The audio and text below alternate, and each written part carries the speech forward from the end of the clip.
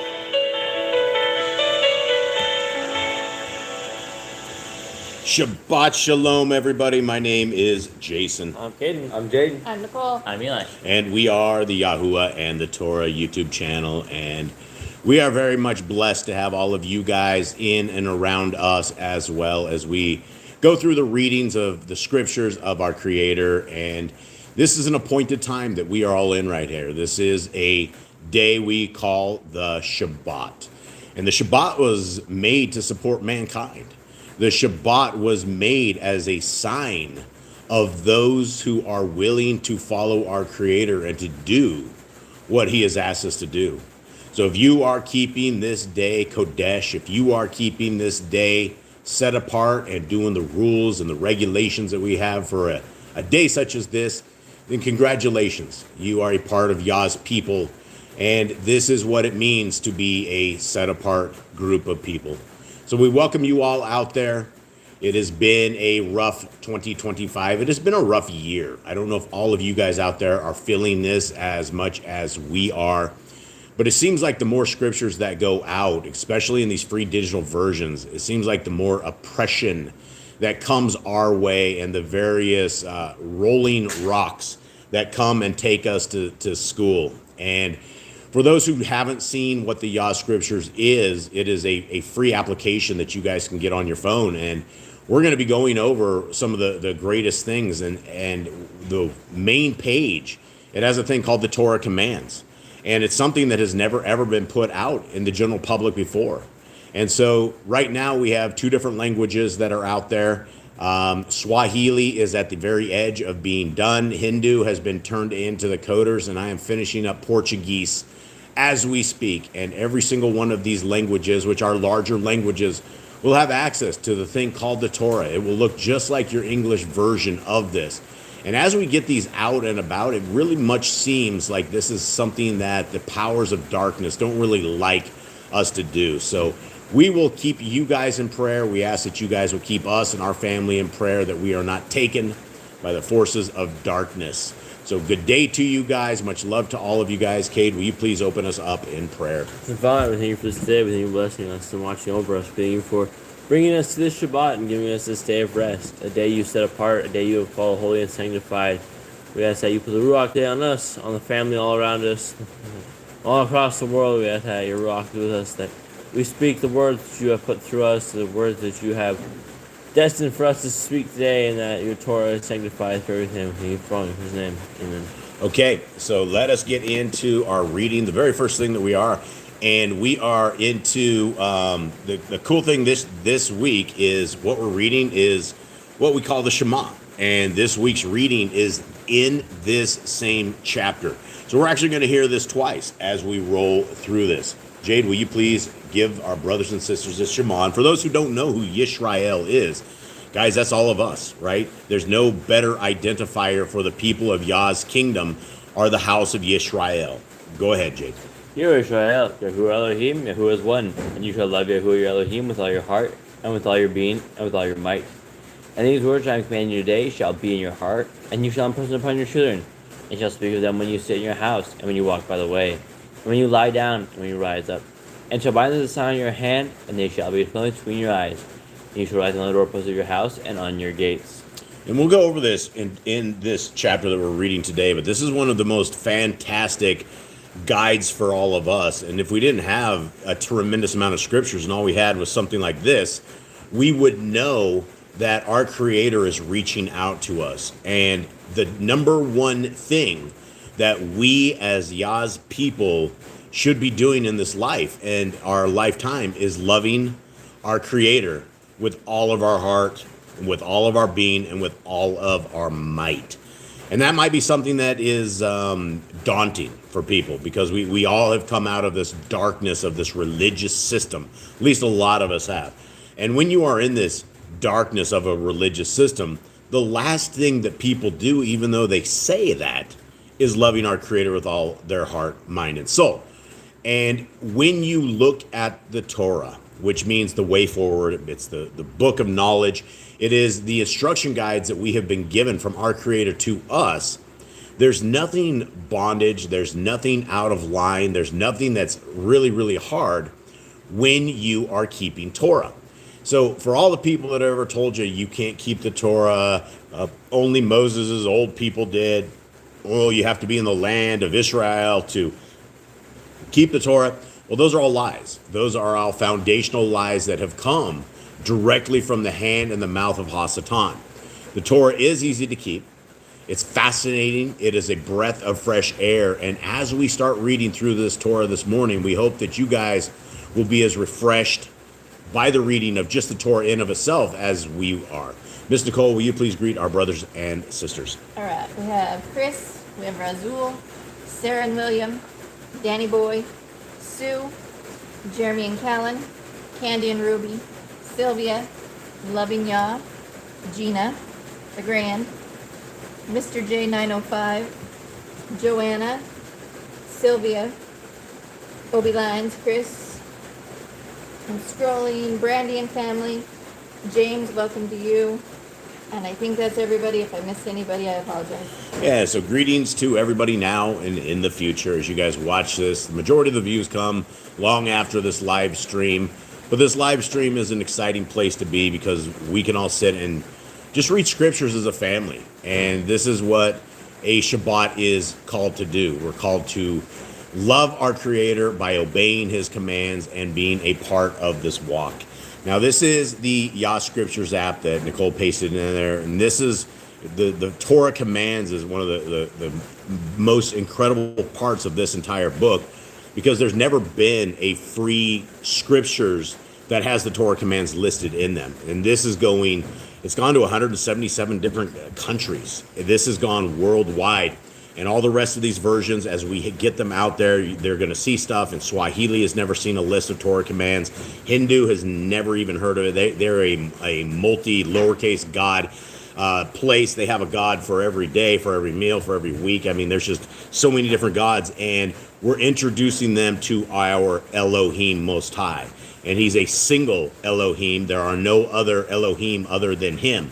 And so this is a different concept. And as we release all of these different apps into the various languages, we hope that it brings Yah pleasure. We hope that it is something that the people of this world are able to see. And we're looking for stragglers, right? We're looking for those who are willing to be obedient to the commands. And the languages are extremely hard. Hindu is extremely, it's just a very hard language to get stuff into. And so this will be interesting to see what these guys think when we present them with the Torah commands of a single Elohim. So as we begin, let us start with these Torah commands. There's only about 158, and we go over them every single Shabbat so that as we are going through them and you guys are hearing us go through them, it's things that you can apply to your life, right? A lot of people have never ever heard these Torah commands before. A lot of times this is for people that will pop in here. This is something very, very new. And for those of us who've been on this channel for a while, those of us who have been in Torah, this is nothing new. This is just part of our life. And it is a lifestyle. It's not a religion. It is a way of life. And this is the world that we have been told to keep by our Creator. So commandment number 1 is be fruitful. Number 2, multiply, replenish the earth. To do it, have dominion over the fish, fowl, and every living creature. The herb bearing in every tree is for food. Man and woman should build their own families. Master sin. Every clean plant that lives shall be food for you. Do not eat the blood. Walk before me and be perfect. Judge who is covenant, laws, statutes, and commandments. Every male shall be circumcised at 8 days old. Teach your only commands and guard the way of Yahuwah. Remember Yahuwah's name for all generations. Keep his Passover, Pesach. Keep the feast of unleavened bread, the festival of matzah. There is one Torah for the stranger and the Hebrew. Sanctify all firstborn to Yahuwah. There are no mighty ones before Yahuwah. You shall not make graven images. Do not bring Yahuwah's name, do not. Keep the Shabbat, the Sabbath day. Honor your parents. Do not kill. Do not break wedlock. Do not steal. Do not make false accusations against your neighbor. Do not make an altar from raw till it is touched. Do not covet anything of your neighbors. Do not go up to the altar by the steps. If a man steals cattle, he shall restore it 5 times. Yahuwah's laws for criminals. Do not lie with beasts. No sacrifice to other Elohim. Do not oppress a stranger, fatherless, or widow. Do not charge your brother interest. If you borrow your neighbor's raiment, you must return to him before sunset. Do not curse the ruler of your people. Do not eat what is torn of any beast. No false report. Do not follow a multitude of evil. Do not judge righteously against the poor. Bring back your enemy's cattle if you find it going astray. Help the animals of your enemy. Take no bribes. Stay away from rumors and gossipers. Do not oppress a stranger. Love the stranger. Give your land rest in the 7th year. Do not mention any pagan names. Keep the feast of Yahuwah. Do not cook your goat in his mother's milk. Obey the messenger Yahuwah sends before you. Do not bow down to other Elohim. Serve Yahuwah. Make no covenant with other Elohim or outsiders of the land. Do not make or use anointing oil on an old person. Do not make or use perfume on an old person. Do not eat the fat. Do what you say you are going to do. Return what is your neighbor's. Obey Yahuwah's dietary laws. Women's time of separation. Obey Yahuwah's hygiene laws. Keep the Day of Atonement, Yom HaKippurim. Do not uncover the nakedness of your family. Do not take your woman's sister for wife. Do not lie with a woman in her uncleanness. You should not sacrifice your children to Moloch. Do not be a sodomite. Be Kodesh. Do not reap corn to your field, or you shall not glean your vineyard. Do not deal falsehood or defraud your neighbor. Do not lie or be a liar. Pay your workers for the day's wage they are due. Do not harm the disabled. Do not endanger your neighbor. Do not hate your brother. Rebuke your neighbor for his sin. Love your neighbor as yourself. Do not divert your cattle. Do not mingle your seed. Do not mingle linen and wool. Do not lie with a taken woman. Do not eat the fruit of the trees for 3 years. Do not practice sorcery. Do not round your beard or corners of your head. Do not cut yourself for the dead. Do not get tattoos. Do not prostitute your daughter. Let's just go back up to, do not get tattoos. And there's a lot of us that, we came out of Babylon. A lot of us are tatted up. A lot of us got some ink. And it's something that we grew up in, especially for us and our family, we grew up in, the so-called religious Christian system, right? And in this religious system, it's essentially the same thing that Aleister Crowley has said, which is do what thou wilt. Because we had, if any commandments, we had the 10 commandments, but yet because somehow we were special people, we could not observe the actual 4th commandment, which is to keep the Sabbath day holy. So a lot of us have ended up with things out there, but yet when we read the Torah, it's very clear that when we add ink to our bodies, number one, it's not healthy, right? And number two, it's doing what the pagans did. And so there's not a lot we can do for us that have ended up in a Babylonian society where we have broken a lot of commandments to get to where we are. But the thing about our Creator is he is very, very merciful. And he's very generous with the time that we have been given. And as we read through the book of the Nazarene, it becomes very clear that our Messiah talks very clearly about this earth being a testing world. This is the very best place that the human beings can be born, grow up, live, and the entire thing is a test. And at the end of the day, will we at any point in our life serve the Creator of the universe? Will we look at things like these commandments and do not get tattoos, don't prostitute your daughter, do not defile your temple? And will we say, well, they've been nailed to the cross. They don't really matter to us. We don't have a set of laws. We don't have a set of commandments. We are the special Christian people. And we await a rapture. We await a rapture by a guy who is flying a rebel flag. But when you actually read the Torah, when you read the Basora, and you're reading the good news, it is very, very clear that our Messiah did not come to make a new way. He came to uphold the Torah and to show us clarity of the things that maybe we didn't understand. But he didn't come and give us a whole new set of guidelines. He didn't come and say, my dad's ways, well, they're a little strict. And when you look at Torah, it's not even strict at all, right? It's a blanket, yes or no. We do this or we don't do that, right? There's not a lot of rules and regulations. When you look at the religious system of Judaism, they have 600 and some commandments, and there are a whole bunch of repeats. And then you get into their oral Torah, you get into this other doctrine, and there's hundreds of other commands. That's why our Messiah was always battling the Pharisees and the Sadducees, because these guys were bringing around a rule set way beyond what us as people should do. In fact, if you were in Judaism, some of the Jews do not even flip their lights on and off. They will actually have a goyim, somebody who is not of the Judaism, that will come in and flip their lights on and off on a Shabbat. There's buildings inside of places like New York where it's a Jewish-based community, and there is a Shabbat elevator, right? Instead of them ever having to hit buttons, they can get on that, and the elevator will stop at every floor along the way, and with buttons or without. And so these are the kinds of rules and regulations and the things that are much different than the actual real easy part of this Torah. And so when you align your lives to this Torah, to this understanding, this is where the breath of fresh air comes back in.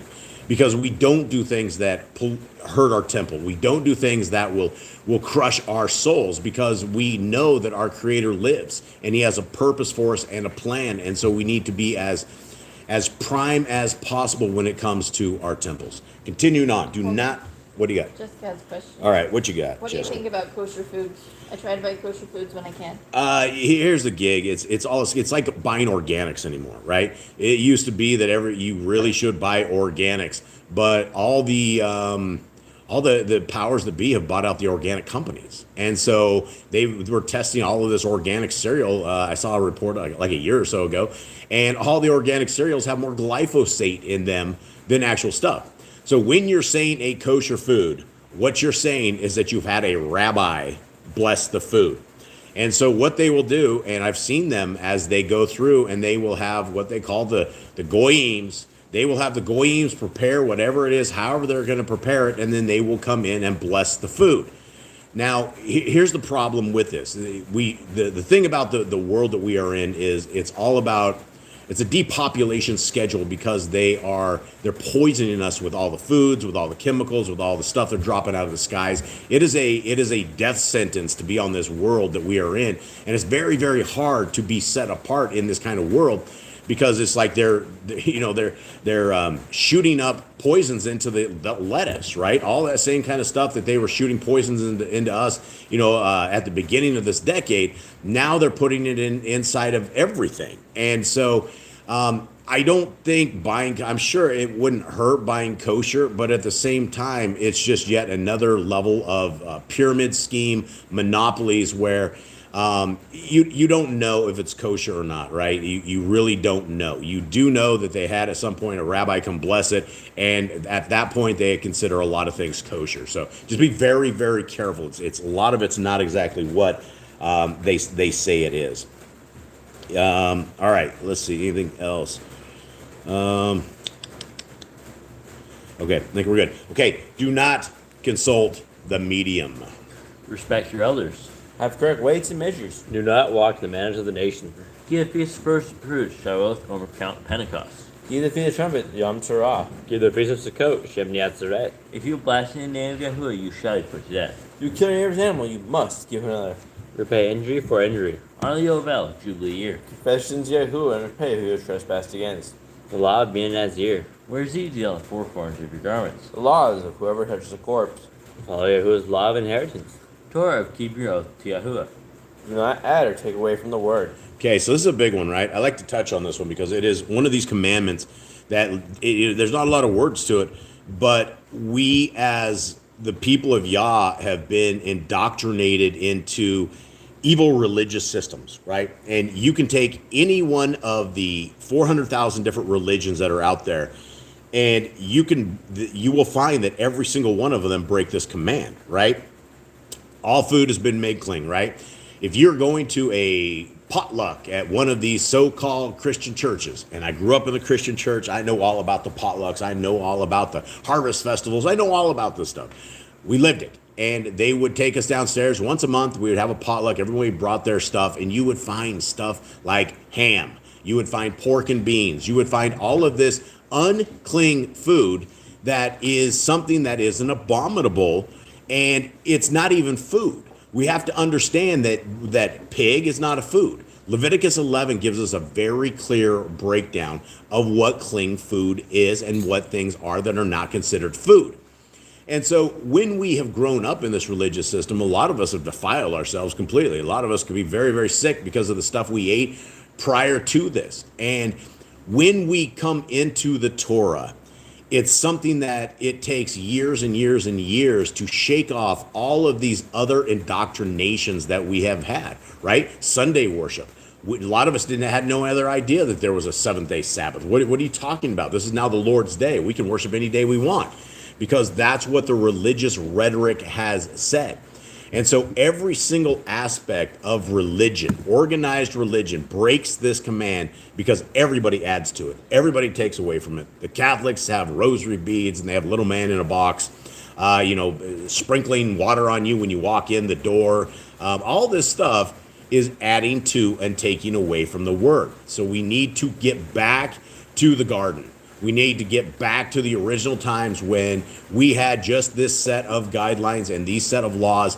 And this is our rule set, right? We don't care what the rest of the world does. We do not give a darn that all the Christians are now gearing up for their harvest festival. My mom was telling me, they're like, oh yeah, we're having a harvest festival. And the little kids come with their little demonic outfits on there. And I'm like, oh, you guys are celebrating Halloween. She's like, oh, no. We don't celebrate Halloween. This is the harvest festival.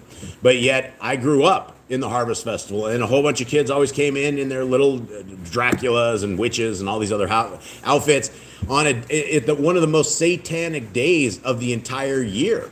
The next one is probably Saturnalia, December 25th.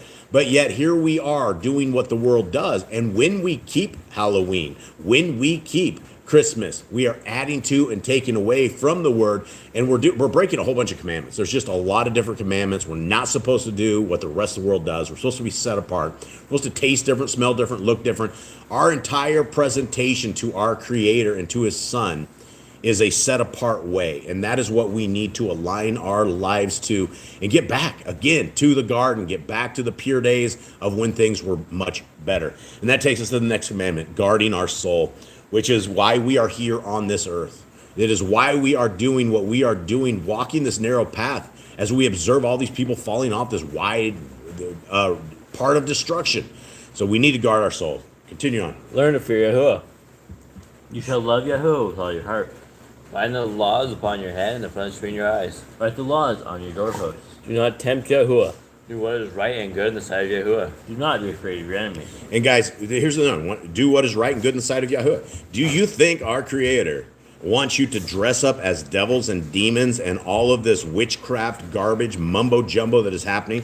And it may just be something from a spooky movie to you guys, but the people that are orchestrating this and that have always orchestrated this, they're literally witches and warlocks, right? The powers that be practice this sorcery. They practice all of this stuff. So it's not just a bag of candy and, the entire thing from trick or treat it's all demonic. It's all satanic, every last bit of it.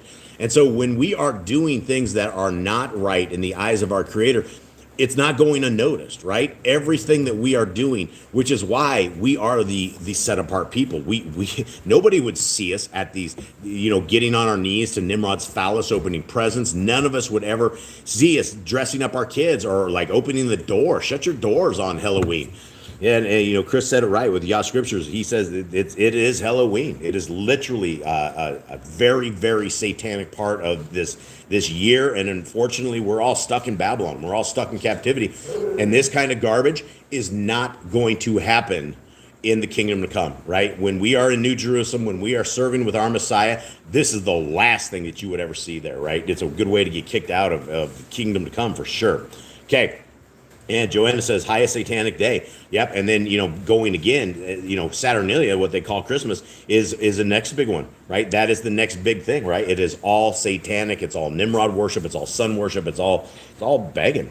Continuing on. Yeah, I stay indoors every October. Yeah, I should definitely stay indoors. Don't answer your door. There's no reason to ever answer your door. Turn the lights off. Stay away from these people. They're under spells, right? And it's not as innocent as the world has made it out to be.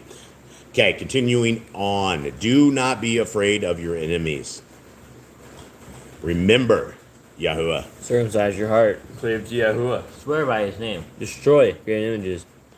Do not make an idol of Yahuwah as the pagans do their Elohim. Rejoice in all Yahuwah has blessed you with. Do not do what is right in your own eyes. Going again, right? Look at these commandments, right? Do not do what is right in your own eyes.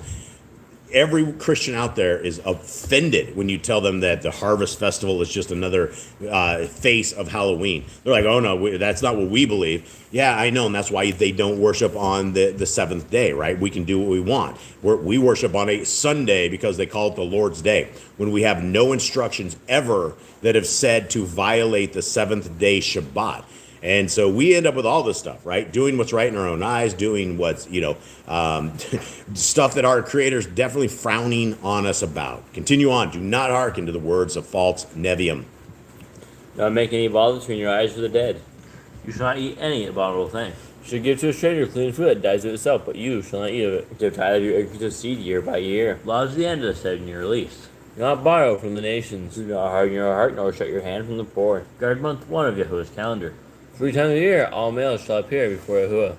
You shall make judges and officers in all your gates. Do not plant Asherah poles near the altar.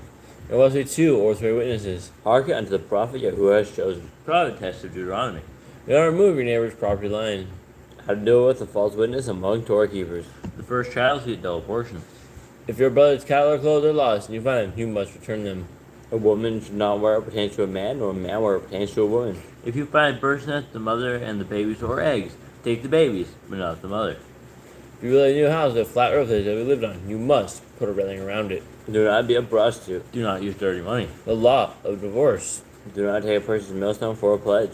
If you lend to your brother, do not enter his house to get your payment. He must bring it to you. Return the slave before sunset if that was his pledge.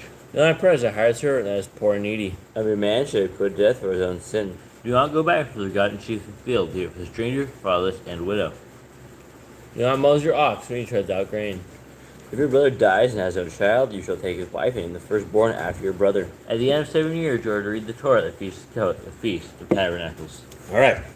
So there we go, guys. Super, super easy. Super, super intelligent, right? We have the hand of intelligence that has guided his people. From creation to Torah to everything that our Creator has told us to do. It is a beautiful thing, and is a thing that is, it's not hard to figure out, right? At first, right, we're all coming out of the darkness, trying to walk into this light, and it gets a little bit clumsy when we first start keeping Torah. But when you look at prophecy, when you look at the books like Hosea, Jeremiah, and you look at the end times people that are going to be coming back, we're all going to be a little clumsy to begin with. But it is about obedience. Will we take this path? Will we learn the path? Will we learn the right rulings and the judgments and the commandments of our Creator and apply them to our lives, right? That's what loyalty is.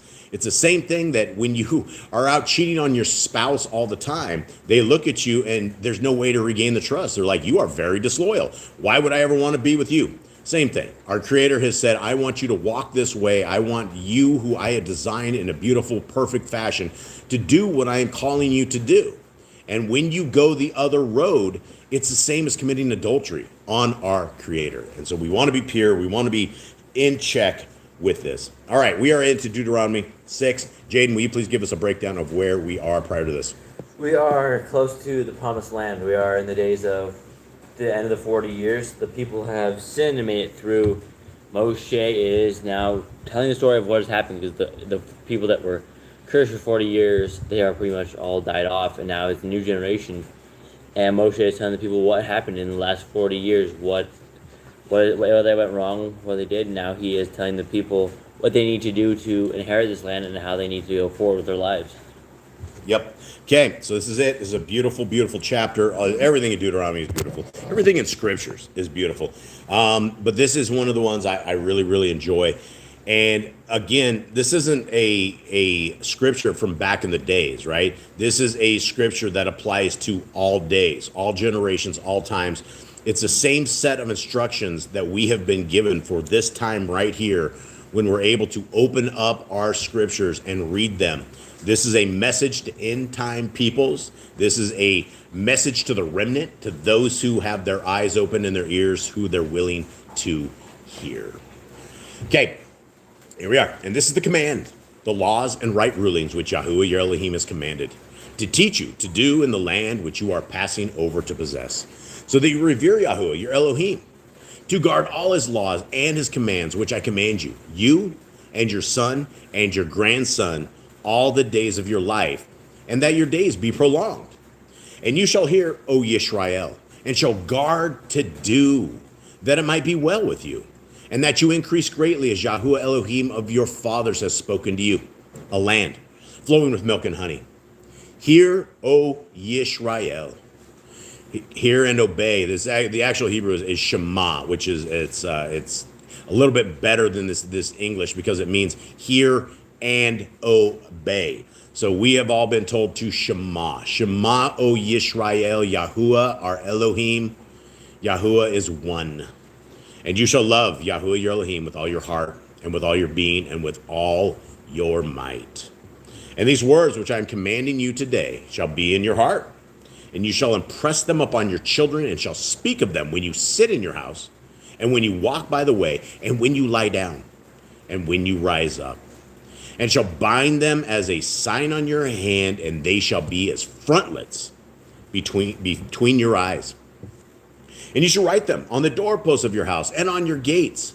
And it shall be, when Yahuwah, your Elohim, brings you into the land of which he swore to your fathers, to Avram, to Yitzchak, and to Yaakov, to give you great and good cities which you did not build, and houses filled with all kinds of goods which you did not fill, and wells dug which you did not dig, and vineyards and olive trees which you did not plant, and you shall eat and be satisfied.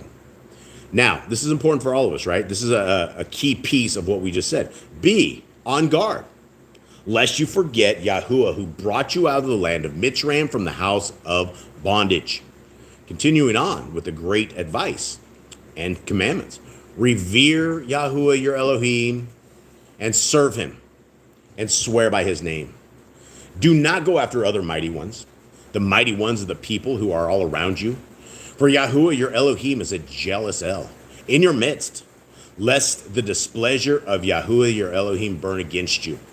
Then he shall destroy you from the face of the earth. Do not try Yahuwah your Elohim as you tried him in Mess of Yahuwah your Elohim, and his witnesses, and his laws which he has commanded you. Again, this is not for something back in the days. This is for all of us that are within reading of the scriptures of today. All of you guys with eyes that you can see, ears that you can hear. Our commandment is to diligently guard the commands of Yahuwah, our Elohim, and his witnesses and his laws. There's no expiration date. It is to the end of time. It is for all peoples, all generations, all races. It doesn't matter what color skin you have. It doesn't matter how tall you are. It doesn't matter how short or fat you are. It matters that if you can understand what this says, it's that we diligently guard his commands. 18, and you shall do what is right and good in the eyes of Yahuwah, that it might be well with you. And you shall go in and possess the good land which Yahuwah swore to your fathers, to drive out all your enemies from before you, as Yahuwah has spoken. When your son asks you in time to come, saying, what is the meaning of the witnesses and the laws and the right rulings which Yahuwah our Elohim has commanded you? Then you shall say to your son, we were slaves of Pharaoh and Mitzrayim, and Yahuwah brought us out of Mitzrayim with a strong hand. And Yahuwah sent signs and wonders, great and grievous, upon Mitzrayim, upon Pharaoh, and upon all his household before our eyes. And he brought us out from there to bring us in, to give us the land of which he swore to our fathers. And Yahuwah commanded us to do all these laws, to revere Yahuwah our Elohim for our good always, to keep us alive as it is today. And it is righteousness for us when we guard to do all this command before Yahuwah our Elohim as he commanded us. So when you're looking at Torah, when you're looking at the ways of our Creator, it is always about guarding these laws. It's always about walking in these ways. It's of how we show our obedience based upon our loyalty to the laws, the statutes, and the commandments that we have found. So guys, that is a beautiful, beautiful book. The Grand says it right, guard and regard. Absolutely. Yeah, it is beautiful.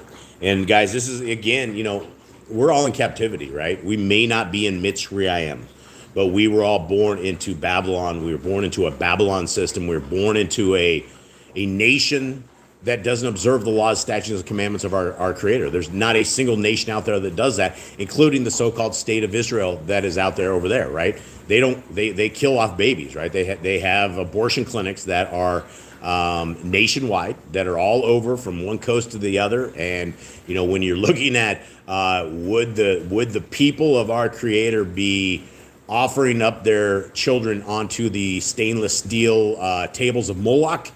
No, that's not it. If you're looking to identify with a group of people, those aren't the people you would want to identify with. And so we have to make sure that we are in covenant with our Creator, doing the things that our Creator wants us to do.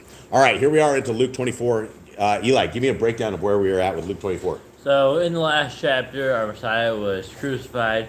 They led up, talked to Herod, talked to Pilatus, talked to all of them, and they ended up with everyone saying they wanted to crucify him, and he was crucified. And now we're the days after where the Shabbat passed, and now it is a first day. Yep, and this is a high Shabbat, so don't get confused that it is actually a Shabbat on this day. This is a high Shabbat. The day after our Messiah was killed was a Shabbat, the actual 7th day Shabbat, and now we are into a high Shabbat. Okay, Luke 24:1.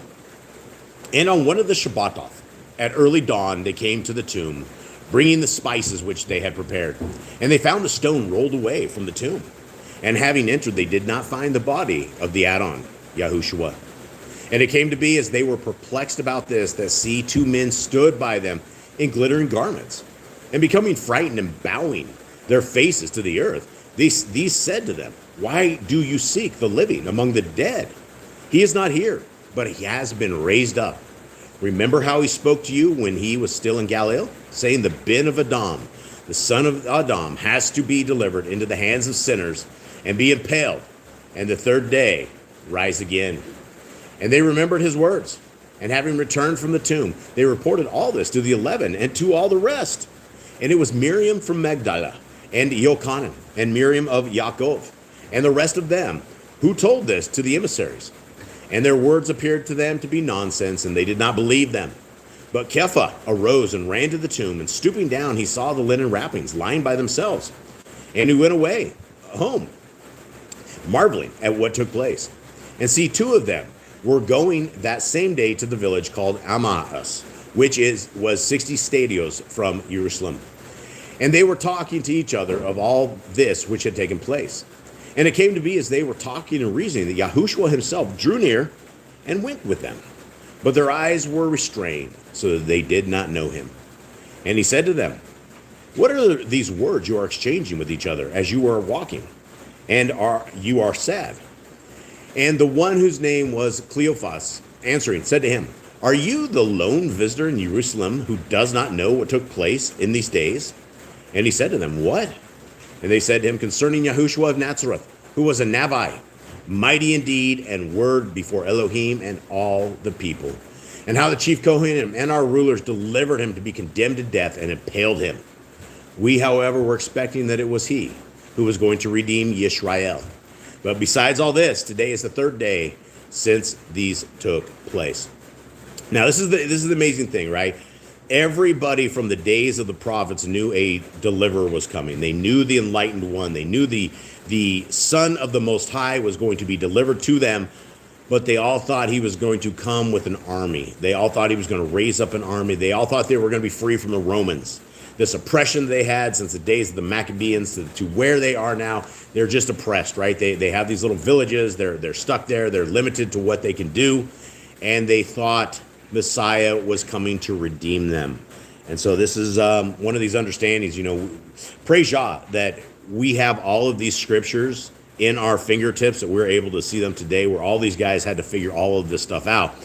And, it's obvious it was tough to figure out. It's like nobody could quite figure out what Messiah's job was, or why he was there, or how he was going to attain what he did to do. 22. But certain women of ours who arrived at the tomb early also astonished us. When they did not find his body, they came saying that they had also seen a vision of messengers who said he was alive. And some of those with us went to the tomb and found it, as also the women had said, but they did not see him. And he said to them, "O thoughtless ones, and slow of heart to believe in all that the Neviim have spoken." So this is what the prophets have all said, right? Everybody knew a Messiah was coming. And they had our Messiah inside of our midst, and they still couldn't figure it out. It's just a great mystery to them. 26. Was it not necessary for Hamashiach to suffer these and to enter into his esteem? And beginning at Moshe and all the Nevi'im, he was explaining to them in all the scriptures that concerning himself. And they approached the village where they were going, and he seemed to be going on. But they urged him strongly, saying, Stay with us, for it is toward evening, and the day has declined. And he went in to stay with them.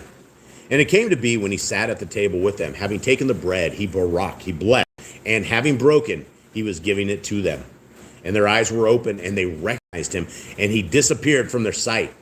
And they said to each other, Was not our heart burning within us as he was speaking to us on the way, and as he was opening the scriptures to us? And rising up that same hour, they returned to Jerusalem and found the 11, and those who were with him gathered together, saying, The add-on was truly raised and has appeared to Shimon. And they related this on the way, and how he was recognized by them in the breaking of the bread. And as they were saying this, Yahushua himself stood in the midst of them and said to them, Peace be with you. Peace to you. And being startled and frightened, they thought they had seen a spirit. And he said to them, Why are you troubled? And why do doubts arise in your hearts? See my hands and my feet, that it is I myself. Handle me and see, for a spirit does not have flesh and bone, as you see I have. And saying this, he showed them his hands and his feet.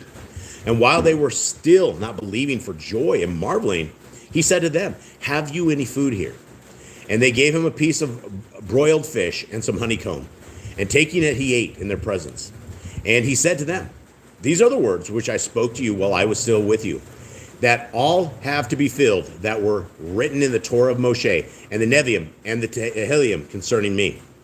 Then he opened their minds to understand the scriptures and said to them, Thus it has been written, and so it was necessary for Hamashiach to suffer and to rise again from the dead the third day, and that repentance and forgiveness of sins should be proclaimed in his name to all nations, beginning at Jerusalem.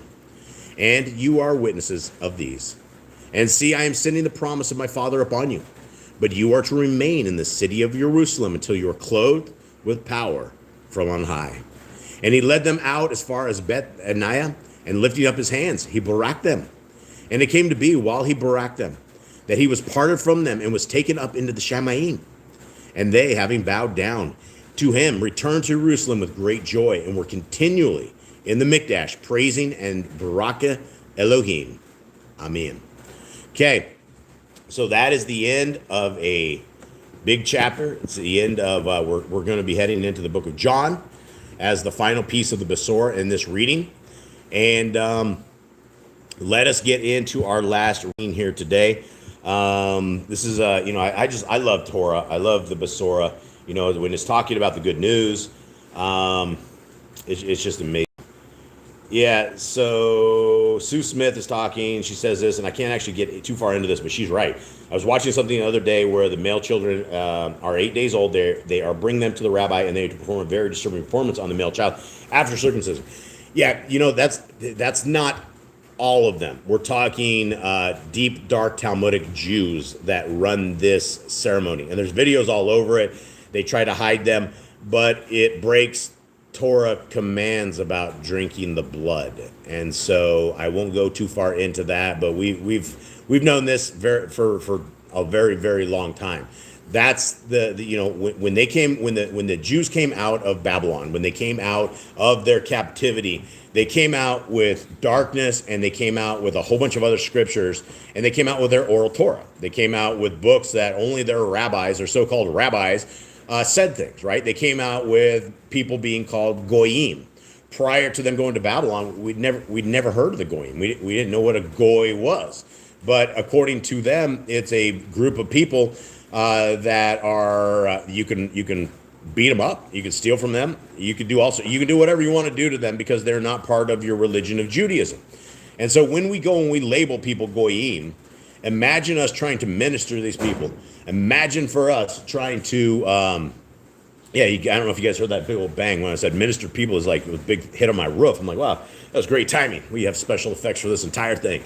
But imagine trying to lead these people into the kingdom when you've already labeled them a dog, when you are able to like literally steal from them, and it's okay according to your religious system. And so we have to be very, very, very careful that we don't take religious systems over the ways of our Creator. That's why the commandment, the big commandment, do not add to and do not take away from Torah. It is extremely, extremely important. Yeah, Talmud isn't a cultic trash. It is, absolutely. And it's just not that. I mean, inside of the Talmud is you have other books. You have the Kabbalah, you have the Zohar. The Kabbalah is literally black magic. If you're looking for some kind of real darkness, and when you look at Freemasonry, all of the rules and regulations they have of Freemasonry have all come from the hands of Judaism. And I know you can't even say that. We're in a world right here where it's like, oh, they say you hate the sons of Shem, right? You're like, well, I don't hate the sons of Shem. I don't even know who the sons of Shem are, but I don't like evil, and I don't like people traipsing around saying that they are something that they are absolutely not. But, that's bad stuff in today's age that we're in. You just got to be real careful about what you say, you know what I mean? Okay. Yeah, exactly. We're not supposed to be calling any of these people rabbis, right? We have one rabbi. We have Messiah Yahushua. That is our rabbi. That is our Mashiach. That is our Melchizedek priest. That is the only one qualified to ever be our priest in this day and age anymore, right? It's who we're looking for, and who we can't wait to serve. I can't wait to serve under him, right? If we guys take care of the dogs over there, please. I can't wait to actually find a Messiah, and it's going to be such a treasure when you don't hear words depart from me, right? When you say beloved son, beloved brother, and we're accepted into this kingdom to come, and we're not perfect. Nobody's perfect, and a lot of people get this thing that, oh yeah, you're keeping Torah, you think you're better, you're some holy roller, and that's the thing that anybody who's in Torah absolutely knows. The Torah gives us the understanding that we're far from righteousness. We're far from being what it is Kodesh, right? And then when you start understanding the words of our Messiah and the things that he says on how we love our brothers, and murder is simply hating our brother, we all fall very, very far from this, which is why we need a Redeemer, which is why we absolutely need a Messiah, which is why the entire process and life of our Messiah became something that we have hope into. All right, let's get into the book of the Khalidi, the final reading for the day. The book of Khalidi, the book of the Natcharim, it's the last book in Yah Scriptures. It is a hot book. It is like something that you get a tremendous amount of meat and potatoes. There's enough meat and potatoes. You could probably read this nonstop over and over and over and always pick something out. This is a very, very long book. They don't look as long as it is. There's only like 20 some chapters, but they're long. And so it's the second largest book in all of Yah Scriptures. The very first one is the book of Jasher. And I will tell you, so here's a little bit of fascinating stuff real quick. In Matthew, Mark, Luke, and John, the name of our Messiah is posted about 615 times. That's all we have, the name of our Messiah. And when you take the King and all these other pagan books that have taken our Messiah's name out and put in, the J word, it's even worse. But the book of Khalidi has over 815 times the name of our Messiah in this book alone. So this book has more of our Messiah speaking and more of anything that we have ever seen than any of these other books together. And when you read the first four books of the Basora, it becomes very clear that what we're reading is yet one more scribe that was probably walking alongside of Messiah Yahushua. So let's get into it. Guys, did we do a recap on this? Anyone? Not yet. All right, recap this, will you guys? What verse now? 17. So what happened prior to this? So the Messiah was born. We learned a lot more about his birth and a little bit more in detail about how he was going about, and we also learn about John the Baptist, how different he is, and how he is a forerunner, and the stuff he did, and him fighting the Romans. Yeah. Also had a bit about Herod in there as well. Yep. And Joanna somebody said to me that I was disobedient because I said Yahuwah and not Yahowashi. That's like there's some weird stuff. There's a lot of people like this, and the thing is, I mean, you can't argue aesthetics of English. We weren't given the name of our Creator and the name of His Son in English, and it's been no other language. Languages do not translate names, right? My name is in Central America is they can't say Jason, they say Yason, right? So I've been Yason for a decade down here. Nobody can say it. Even when they try it, it doesn't make any sense, right? Names do not translate. So the Paleo Hebrew is the proper name, and however you end up saying it, it's a Yod-Hed, Wav-Hed, is essentially what it is, and you can sound it out and try to get it, but there's never been anything in scriptures about it being a salvation name. And you have all these people that are proudly reading the greatest version they can ever have is the King James Version. It's infallible, but yet they've taken out 1,000 times our Messiah's name, 7,000 or 8,000 times they took out the name of our Creator, and then they think that's some infallible name. So, guys, don't fall into this, Joanna. Don't fall into this stuff. Yeah, exactly. Brian's right. They're modern day Pharisees. I agree. A lot of these guys that say this kind of stuff. Yeah, we do. The name absolutely matters, right? The name absolutely matters, and I mean, there's a lot of gods, right? There's you ask any of the Hindu people, right? They in their language they have lots and lots and lots of gods. In fact, I think this week they're celebrating the Festival of Lights, which is like some huge thing, and it's like they shut down the entire country, and everybody's lighting up incense to the gods and things. So, all right, let's continue on. Book of Khalidi. We'll just read this for a little bit here. When time had passed, Joseph and Miriam came to Jerusalem and stayed at the house of a relative, a man strongly set against wrongdoing and well learned in the Torah.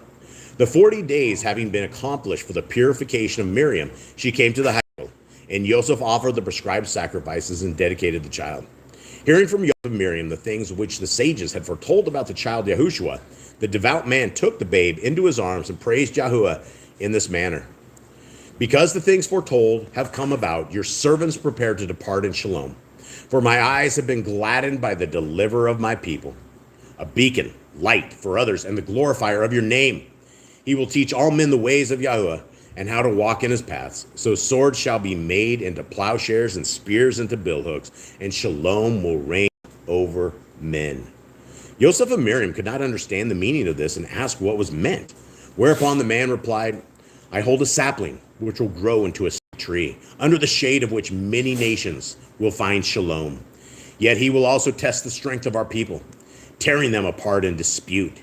He comes as a separator, dividing the sheep from the goats, showing each his rightful place.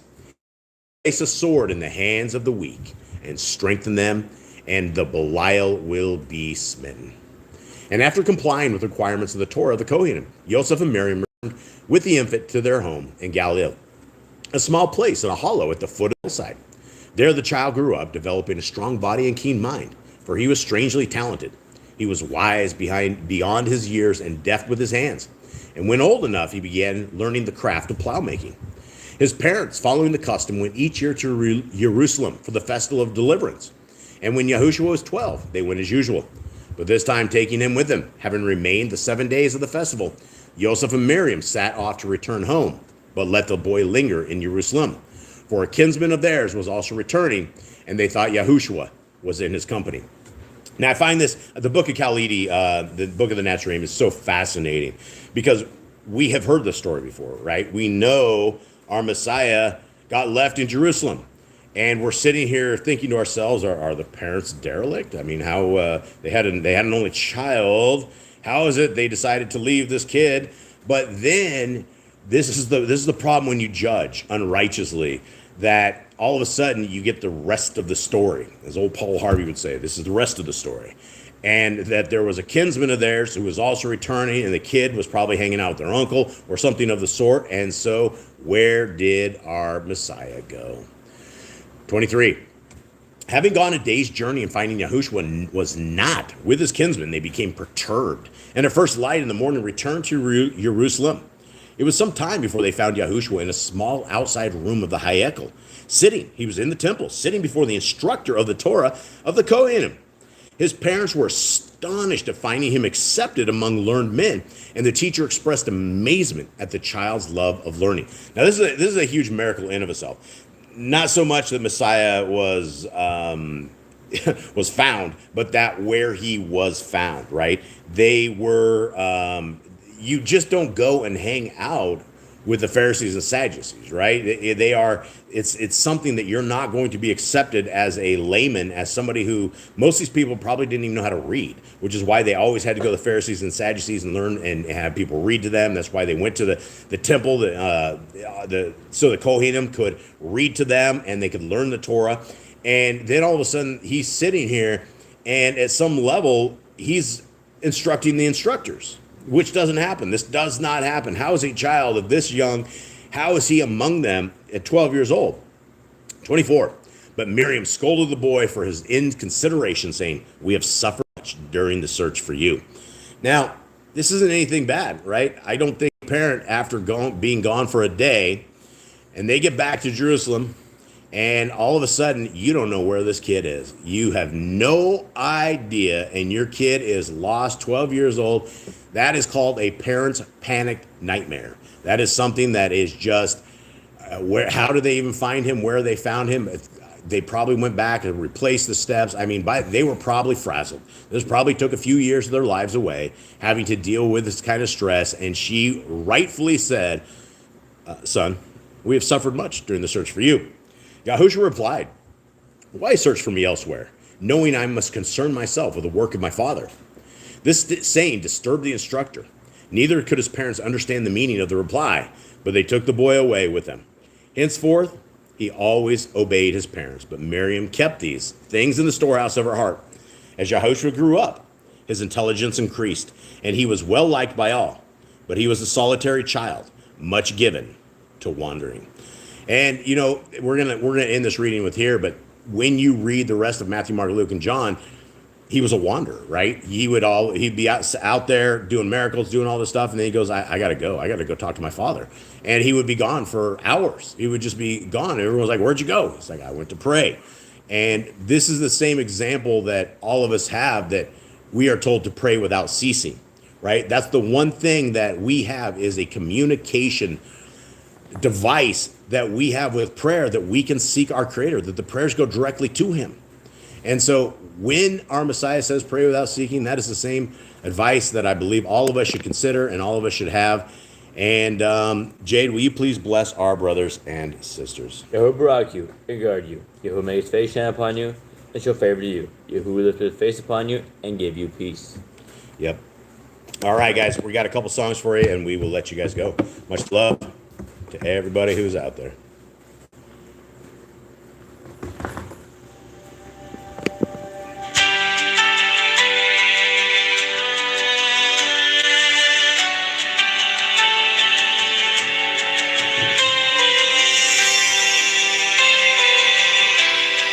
Abraham to David, the promise was sown, generation by generation. Yahuwah made it known through Yitzchak and Yaakov, through Yahudah's tribe, the seed of deliverance, in whom we abide. Oh Yahuwah, you remembered every word you spoke, in mercy and in kindness, your covenant word. Hallelujah, the promise stands.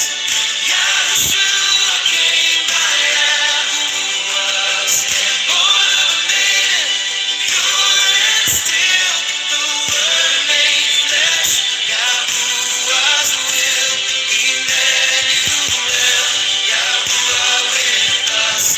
We lift our hearts, in you we trust. Joseph, a righteous man, heard your voice in the night. Fear not, take Miriam, this child is mine. The Spirit of Yahuwah brought life from above, a gift of redemption, the fullness of love. Oh Yahuwah, how faithful are you? Every word is sure, every promise true. Hallelujah, the promise stands. Yahushua came by Yahuwah,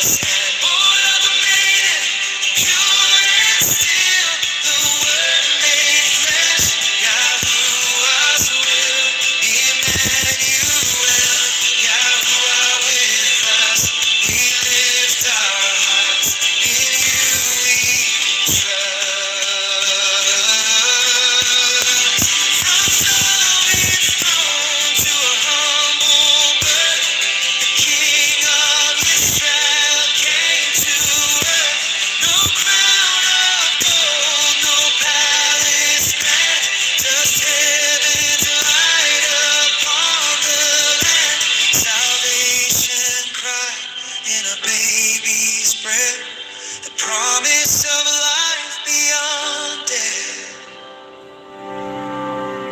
Hallelujah, the promise stands. Yahushua reigns by Yahuwah's hand. Born of a maiden, prophecy fulfilled, the word made flesh, Yahuwah's will. Emmanuel, forever reigning, righteous and just. So we praise you, Yahuwah Most High. Your mercy reached from Shemayim sky. In Yahushua, your love revealed the promise of Yahuwah, forever sealed.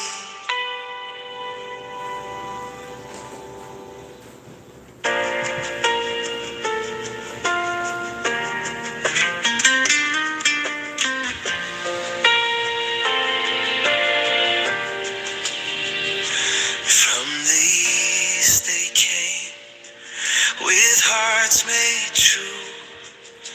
Wise men following like the Father drew, saying, where is he, born King of Yahudim? For we've seen his star, and we come to worship him. Glory to Yahuwah, sovereign most high. His promise shone forth in the night sky. Rejoice, O Israel, your deliverer has come. The light of the world, Yahuwah's only Son.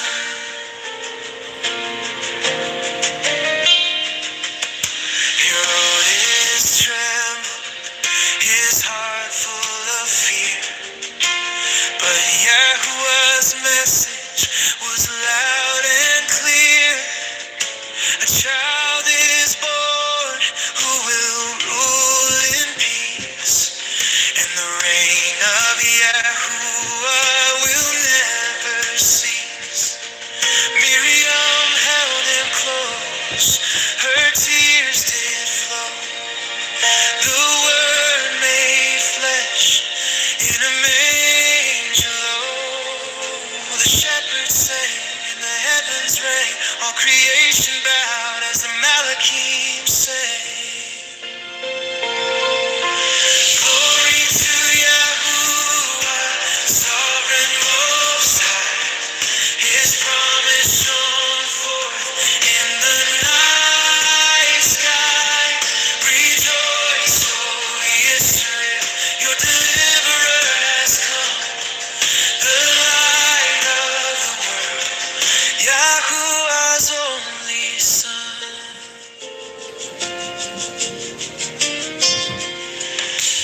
Yosef dreamed, and the Malach said, rise, take the child, be spirit-led. Go down to Mitzrayim till I call you home. For danger's near, but you're not alone. Out of Mitzrayim, Yahuwah called his son, fulfilled his word, his will be done. The prophet spoke and the promise true. Eternity belongs to you. Glory to Yahuwah, sovereign most high. Your light still shines through the darkest sky. Bethlehem's child, the set apart one, we worship you. Yahuwah's Son. All right, beautiful family. May Yahuwah bless you and keep you. May his light forever shine upon you. May the Torah be a part of everything in your life. May our Messiah come and free us from this crazy world that we are in one day, and may we all high-five each other in the kingdom to come for our obedience.